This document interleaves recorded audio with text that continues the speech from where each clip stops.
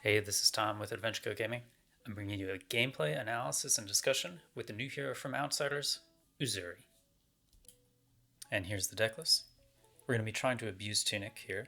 So we have Pummel along with all of our 2-cost. You also have Death Touch and Codex of Frailty for some high power, low card hands.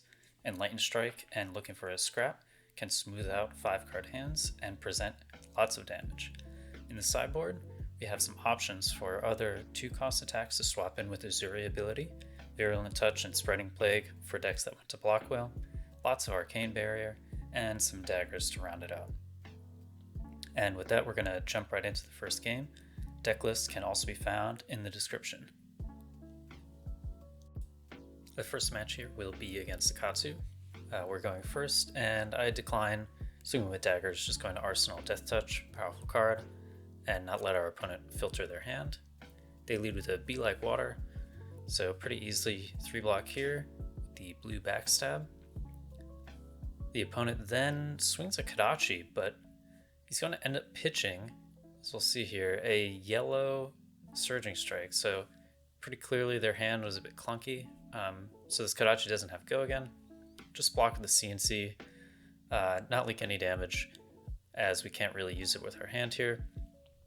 And our swing back is just going to be Infect Blue, Uzuri ability to swap in Humble, which is a pretty good card against Katsu. It will turn off his hero power, so no searching if this hits. And our opponent here looks like they're thinking on the reaction. Yep, Flick Flack comes out. And it's actually a double Flick Flack. A little unfortunate for us here. Humble gets blocked out, but at least the Katsu only has 3 cards left here. Drawing up, our hand has another Death Touch, and we're coming up on a Tunic turn. So here I'm looking to leak a few damage, do the Tunic Death Touch play. Our opponent goes Kadachi 1, Kadachi 2, and we'll see what they've got. It's a Descending Gust Wave with their last floating resource. So I choose to block 3 here. See, yep, they declined to use the Breaking Scale, so our turn, pretty good value. We have E-Strike choosing Go again into that Tunic Death Touch from Arsenal. Pretty solid. These are the type of plays the deck is really looking to do, is just try to have high value. Maybe the opponent blocks out some of your value plays, and then you're able to kind of take over the game with the disruption that's built into Uzuri's kit. Opponent choosing, deciding a bit here to block, chooses block 6. So Death Touch doing pretty good work there. Just 1 card takes 6 block out of the opponent's hand. And they return an E-Strike buff power for 7. Clean 6 block here, as I have a blue to pitch for a dagger into that second Death Touch. So here we should see, 2 Death Touches in a row. That's pretty good value and tempo in the game against Katsu. It was pretty aggressive. And here we're going to see the opponent chooses not to block this Death Touch. And I have an interesting choice. Katsu 5-card hand, I'm thinking, Frailty might be pretty good. Turns off their Kadachis, card from Arsenal gets -1. So with their 5-card hand, if I can give them a -3 with this Frailty, I'll be very, very happy with that Death Touch. And I get to Arsenal a Isolate, a good Dominate card with Stealth. Opponent leads with Tunic into Descending Gust Wave. So again, I have a 3 block here cleanly. And here our opponent decides to crack their Breaking Scale. So it seems like they're going for a big combo line, which means I'll be looking to defend with most of my hand. Unfortunately, it does not defend very well. So Crown of Providence to filter my arsenal is what I'm going to be looking to do at some point during this turn. Bonds of Ancestry coming in for 4. Go again, because Descendant Gust Wave was played prior. They banish yellow Bonds of Ancestry from their graveyard, which they had blocked with earlier, to search up another red Bonds of Ancestry. So they're going to have a double Bonds turn here. All of their attacks gaining Go again, all of their combo attacks from the Breeze Rider boots. So here we go, I block 4 on this Bonds to try to preemptively stop Mask of Momentum. filter my arsenal with Crown of Providence and draw another 3 block, which is very solid. So with this turn here, I might look to hold on to my Codex of Frailty and get it in arsenal. The Katsu will be taking pretty much all of the tempo, and Codex of Frailty is a great way to get it back if it's the last card in your hand. And you have that Tunic counter to swing a Death Touch from it. So I let this Whelming hit. Its effect is not active because Surging Strike was not played previously into Bonds of Ancestry, which is 0 for 4, go again, because that Gust Wave card was played in the prior Chain Link. I block for 4, again looking to preemptively deny Mask, and sure enough, a Concealed Blade comes out of Arsenal. So actually, my Frailty token has done nothing. There have been 0 Kodachi swings, and the card in Arsenal was an attack reaction. Definitely got punished there. So here I have to block out the Mask trigger, using all 3 of my equipment pieces that block, minus the Tunic, in this turn, just to stop Mask of Momentum. So Katsu really just took all the momentum there. It was good, even though his equipment didn't trigger. But he did use his Breeze Riders and his Breaking Scale, so I can expect less powerful combo turns going forward. I take 2 Kodachis to begin Katsu's next turn. Again, arsenaling that Codex on my turn, as I mentioned, and the turn after this one will be a Tunic turn, so I'll be able to use that Codex for full value. The opponent has another Concealed Blade. Very nice draw from them to get their 100 wins to push through. Katsu ability will search for another red 100 wins, so pretty decent value there. Another 0 for 4 go again. I'll just block with one of my excess blues. I choose the Surgical, which, you know, I tend to prefer keeping the stealth cards in my deck over something like Surgical. And they have the natural Winds of Eternity in their hand, which is pretty unfortunate. So if this hits, all of their 100 wins on the Comet Chain go back into the deck. And I decide to deny this because it seems like the opponent is kind of all in on Bonds of Ancestry, and I don't really want them to have more search targets during the game. And here I get to do my super high value Codex of Frailty, no discard because there's no cards in my hand, pick up the Death Touch, use Tunic and swing it. I still have a Ponder token coming after, so it's basically my Tunic resource and the 1 card, the Codex. For 6 value from this Death Touch, if it hits, which looks like it is here, yep, we get the Blood Rot. So, and drew into a Sink Below. It's just, that's absurd. It's like 1 card for roughly 12 value. So our opponent leads with a Gust Wave into Bonds of Ancestry, which was from Arsenal, so the Frailty knocks it down to 3 power. I did block the Descending Gust Wave, so we're not really at threat of Mask here. And here I'm just checking my opponent's graveyard because it turns out, yeah, they actually don't have a target left in their deck to banish to this Bonds of Ancestry. So they banish 100 wins and find nothing, which is great. Here I just use the Sync to react, try to get this Tome out of my hand, or Codex out of my hand. It's not doing a whole lot here. I draw into Looking for a Scrap, which is one of my favorite cards in this deck. All of your blue stealth cards have 1 power.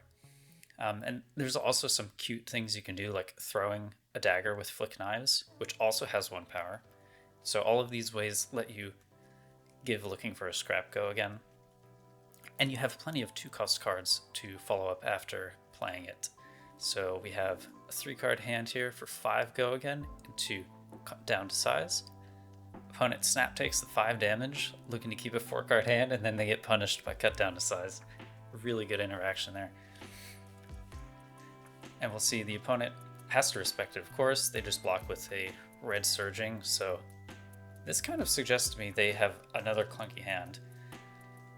And given that we are kind of taking that tempo here, I'm going to be looking to close out the game very shortly.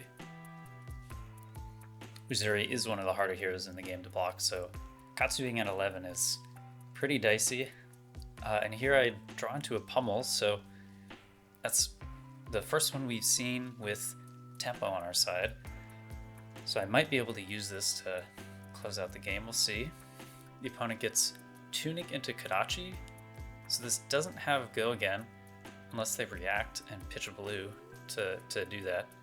So they do have the Razor Reflex, and their pitch card is another red surging. So yeah, their hand was just Clunk City, probably blocked for only 8 or something like that. And they decided to try to push some damage, which might not work out for them here because I have another 2 attack hand with Uzuri. So E-Strike Go again to cut down to size. Here actually you can compare it to the prior turn. It takes 1 whole extra card to do this play than the play with looking for a scrap. So looking for a scrap, very, very solid. I'll take the first Kadachi. The opponent has 3 cards followed up, first one being Be Like Water. So here I think a little bit. I'm looking at their graveyard, trying to see what they could combo this into if I allow Be Like Water to hit. And it seems like there's not a whole lot, but I'll use the Sink Below anyway because my Tunic counter is almost ready. I can just go CNC Pummel on my next turn off of just the blue pitch, and that should close out the game pretty easily.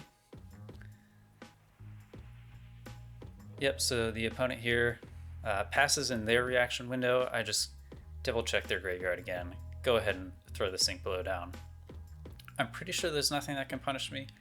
If they do have Razor Reflex and it comes from hand, then they can't use Katsu ability because they'll have no cards left. So they do have the Razor, and it was an arsenal. But the opponent here on the Katsu trigger, we'll see. It turns out they kept a 1 cost. This Spinning Wheel Kick, which they can't play because they did name Surging Strike with their Be Like Water trigger. I think at this point the opponent just realized, they're out of the game. It's fine. They'll just pass it over. Swinging their Kadachi for 1. Just some sad damage at the end from the Katsu player. But here we saw it. With Uzuri, I was able to disrupt Katsu pretty well, thanks to things like Humble and Cut Down to Size, and having just some insane value plays myself. Even on the back of a double Bonds of Ancestry turn from the Katsu, I was able to turn a Codex and a Tunic counter into, like I say, something like 12 damage. And that is GG. Okay, the second match, here we are against a Dromai, going first again. This match, I do decide to swing a dagger first, see how they respond.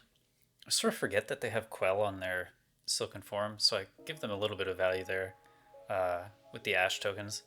But main reason for this is I wanted to get this Wither, or rather a blue stealth card in my graveyard, just to guarantee that I'm turning on a Looking for a Scrap later in the game.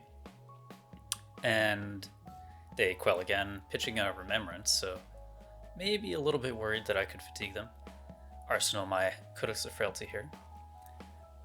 Dromai starts their turn by pitching 4 resources into their gold token, making an Ash, followed by a Kyloria with that Ash. So Kyloria is pretty hard to defend for this deck because I chose to bring the Nullrune Boots. They follow just with a passing though. They don't attack with the Kyloria. It makes sense. I have lots of poppers in the deck. I just go ahead and attack their Passing Mirage, and I pitch a CNC and a red pummel next to each other. If those come back around later in the game, that should be a good way to close against Dromai here. So their turn, they have a Mirror Guy, attack with the Kyloria, no Phantasm. So I have to decide basically already, do I give up some of my equipment that could be used later to block a breakpoint or not? And here I decide, look, I need to kill this Mirror Guy, and my hand can do it off of the 3 cards. So 2 daggers into the Kyloria, and then Shakedown into the Mirror Guy. It's really not an ideal start. It's looking kind of rough. Maybe one of the upsides though is I do have this Codex in my arsenal and a Tunic counter, kind of ready to abuse some of the 2 costs that I could get in my graveyard. And I do draw into a CNC pummel with the tunic, so that looks pretty juicy. My opponent goes ahead, plays a rake to make some ash wings, activates their furnace, and gets down to burn them all. So this is like a pretty solid turn from the opponent.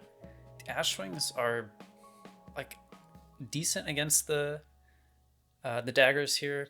It does cost me 4 resources to kill 2 ash wings, so that's definitely solid for the Dromai player. But looking at my hand here, I can actually kill both ash wings and pitch in such a way that I have no cards left in hand.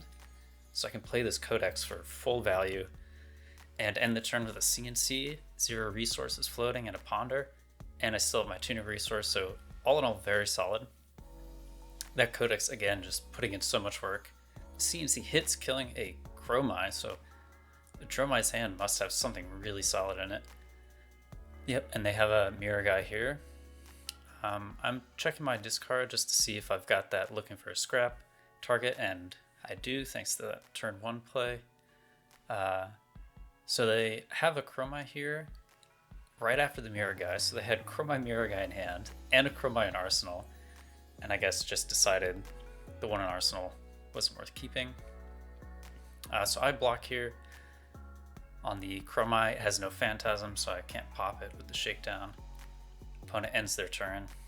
Here I probably should have used my tunic counter to block the arcane from burn them all, but I missed it. I do regain my senses later in the game and get that full tunic value. Though there are maybe some considerations to not blocking arcane in this deck, because you do want to have these tunic abuse plays. You know, 1 blue can swing both daggers against like a break the embers, and of course you have the tunic plays with pummel. So yeah, I'm not sure if it's totally incorrect. So I do get the shakedown here on Uzuri ability, reveal Toma Fiendal and 3 dragons. Definitely just gonna take the mirror guy here. And this is interesting. So the opponent is left with 2 reds. One of them is a Kyloria, which they play here, pitching Dust Up. And I know that they have a Toma Fiendal left in hand, so when this Kyloria comes in, I can feel pretty confident just letting it hit, because that Toma Fiendal is almost certainly going to find a place in Dromai's arsenal. And the card they draw from the Kyloria likely just going to be pitched to Furnace. So by letting the Kyloria hit, I don't really give up too much. They get an Ash. And the only reason this is a conversation is I didn't draw any poppers in this hand. There are 14 or maybe 16 in the deck in this matchup, so there will be some hands that don't have any, and this is one of them. Here I'm just going through that thought process I just described. Let them have the extra card. They pitch it to Furnace and arsenal their Toma Fiendal. And our turn is pretty weak. All we can do is clear dragons, but they are high impact dragons to be clearing, so I'm not feeling too bad about it. Here we get to use our tunic counter to swing both daggers off of a blue pitch, and the yellow isolate will go into the Dromai to clear Dromai's board. The downside is they have a 5-card hand, so hopefully it's not too crazy. They've had a lot of gas already. Toma Fiendal will replace 2 dud reds in their hand, 2 D-reacts basically. Drawn to another Kyloria, so yeah, they still have gas, but this time no anti-phantasm to go with it, so Death Touch can just pop it. And their final card was a Sigil to gain 3 life. They also developed an Azulai there on that turn. Now I have 2 blues, an Isolate, and a Shakedown, so some interesting lines here that you could go for. I choose to swing Nerve Scalpel first. So this Nerve Scalpel means their reactions will be -1 this turn. And because they let it hit, I decide not to swing with the Orbitoclast. Them not having reactions on the Dominate Isolate is pretty solid. And then, yeah, so it turns out they don't block anything. Didn't have a reaction after pitching a few last turn. Revealing here well, they did have a reaction to sand cover, but no way to cover it up totally, as they would have had to block with either a passing or their Ravenous Rabble to cover 6. I take the Rabble as it represents the most damage, and I expect they just play their Sigil plus Passing Mirage on their turn, which is what happens. So now we know that their arsenal is a sand cover, and this is going to dictate a few of my lines later on. I'll be interested to see in the comments if anyone has some thoughts on what to do knowing that their arsenal is a sand cover. So here we go, our first turn here. After they've played their passing and arsenal that sand cover, we go East Strike Go again. 5 into them. They have a Sync Blow to cover up 4, very nice. And here I'm thinking, well, this passing has to die, so there it goes. And I hold the Pauper in my hand instead of swinging the second dagger at face. Opponent goes Rake the Embers, red, and brief consideration here because I have the Pummel in hand and a Tunic coming up, but no, I just popped the Ashwing. Opponent has a way to play around the Phantasm there with the Sigil in hand as their last card. And here we're just doing Dragon cleanup duty. Really, we're going to be looking to swing the tempo at some point. So as I keep drawing new hands, I'll be trying to find like a card that's high value in arsenal and try to draw into one of our Go Again enablers. So here we draw a pretty nice card against Dromai, Humble. It will turn off their Go Again on their dragons. They pitch a Fate Foreseen to play a blue Sweeping Blow. So this looks like a good tempo window, but of course they have the Passing Mirage to follow it up, so I'm kind of forced into killing their Passing Mirage again. This is pretty frustrating. So I'm deciding how to pitch here, and basically the consideration is, do I want to swing more than one dagger? And I decide I do. So the first one goes at Dromai, and then I can swing the second at the Passing Mirage. Hold a Pauper plus an Isolate in my hand. That's, I guess, pretty solid given I had to kill the passing this turn. Okay, and then draw into a hand that's all reds, which Dromai has a good enough way to get around because of her ability, or not Dromai, Uzuri. 3 Paupers in hand though, so I can feel pretty comfortable not taking too much damage here. And I just block out their Phantasm, their blue Ember Maw. Take 0 damage. They get an Ash, though they have so much Ash already, it probably doesn't matter for the rest of the game. Play our Backstab from Arsenal, and we're going to Uzuri into a Humble, which the opponent preempts a bit. They block with a Furnace, and if you remember, they have a sand cover in Arsenal. So Uzuri into the Humble, all it does is eat that sand cover. So I decide to hold on to my card, see if I can get more value out of it later in the game with one of these tempo plays that I'm talking about. Like if I can play an attack action and then into the Humble, now the Dromai's decision making becomes a little harder. So here I remember to use Tunic to block arcane damage, this time from Asvali. And this dragon does not have Phantasm, so we're just gonna go ahead and pop it with the second Humble, leaving us with 2 blues in hand, 2 daggers to swing, and a 2-cost arsenal. So this could potentially be a good time to use the Humble. Daggers are definitely killing Ashwings. That's a given. Break the Embers is a way that Dromai runs away with a lot of games. But we have ways to clear them.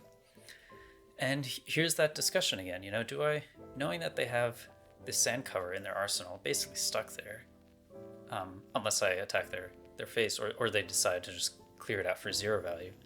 Do I throw this Humble now, or do I wait until I can really take the tempo with it? So the opponent has a Remembrance. Pretty glad to see that at this point. It means they now have a 3-card hand going into the next turn. They shuffle back a few Chromais. Yep, just checking their Remembrance targets. I think they only put 2 back in the deck, which is interesting. And they had a D-React in hand. Yeah, so my Humble would have been stopped very easily. The sweeping blow only does 1 damage, and they play another Azvali. So it seems the opponent's deck has a lot of defensive tools against Uzuri. That kind of makes sense, but it also means they haven't been able to take advantage of these turns where all I'm doing is clearing dragons. So the Azvali Arcane gets in. I have no poppers, so I let it hit. And here we go. Finally, I have my hand that's multiple attacks, or at least more than one attack that is not a dagger. So I play my looking for a scrap, and here I'm deciding what to pitch. I decided to pitch the E-Strike because it could be valuable later in the game to push damage or kill a dragon and then attack. And the target for my looking for a scrap ends up being the Azvali. I figure if I do send this E-Strike for 7 at Dromai's face, she'll probably take it. So I'd like to kill the dragon and keep myself at a higher life total on future turns. And the Fate Foreseen meets that E-Strike. Dromai plays a Rabble for 4, which I take, and then a Chromai, which eats a popper very promptly, this erase face. Okay, so now I actually have this tempo swing that I've been waiting for. I finally have it. I have a Gogan attack into this Humble, and my opponent has no dragons on board except for a couple of Ashwings here. So I'm gonna have this looking for a scrap, pitching Codex, 5 at face, followed by a Tunic activation to cast this Humble, and we see the sand cover come out and they're looking for a scrap, so it's finally out of Dromai's arsenal, not stuck there. I think the reason maybe she wasn't able to really convert with the tempo she had is because this card was stuck there and it drew a few too many D-reacts at the same time, so it kind of stuck on like 2 to 3 card hands on offense, which is not great. Probably should have played out that sand cover earlier. Okay, so here comes a Dust Up. I think for a little bit, whether to let it hit. The Dromai also developed a Yendarai and didn't attack with any dragons. Sure enough, I had a popper, so makes sense from them. Here I have a dagger swing into this Death Touch, and I'm holding this Spreading Plague. I didn't block extra on that Dust Up because I'm thinking, you know, like if all these D-reacts that have been pitched are coming back around, the Spreading Plague could be useful to deal a bunch of damage. The Dromai pitches their whole hand to play a Dominia, and it's poor Dromai. They run into a triple popper hand, so this Dominia is just gonna get its face erased. The Blood Pox hits them from my Death Touch the prior turn, and now the life totals are very close. Dromai's deck is mostly out of gas, and I have the tempo with a cut down to size, which will take at least 1 card. Yep, sure enough, Dromai block 6 here, and yeah, that's a pretty good time to use Spreading Plague. Here's 2 more Blood Rot tokens.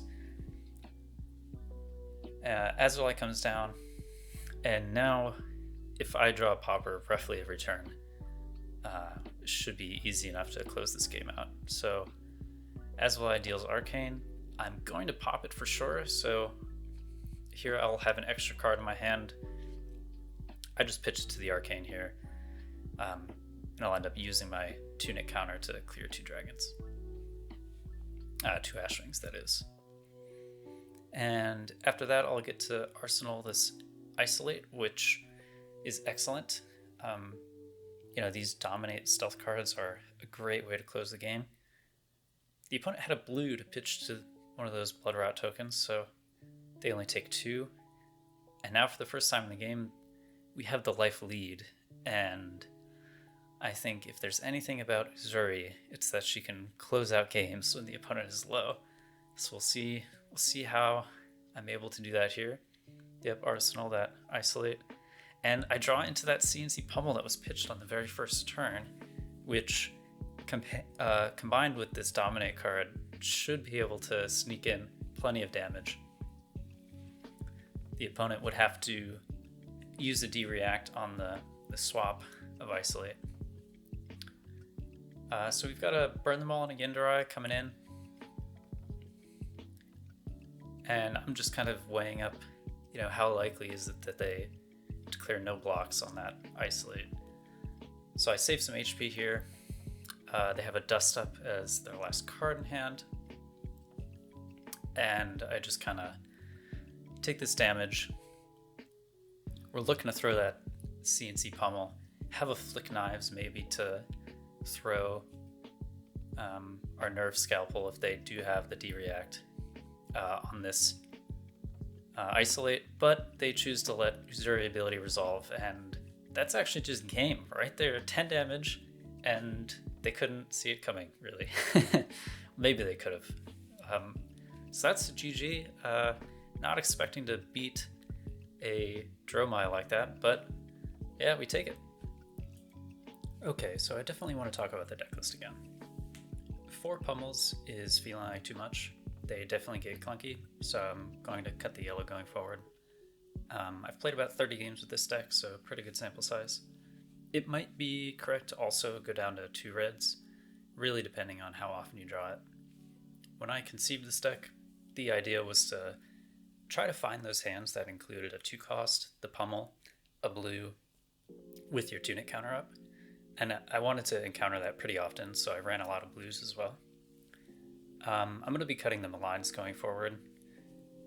21 blues should be enough, and the hands where you draw 2 blues and nothing to swap into is pretty obnoxious, especially if you have some tempo following a disruptive attack on the prior turn.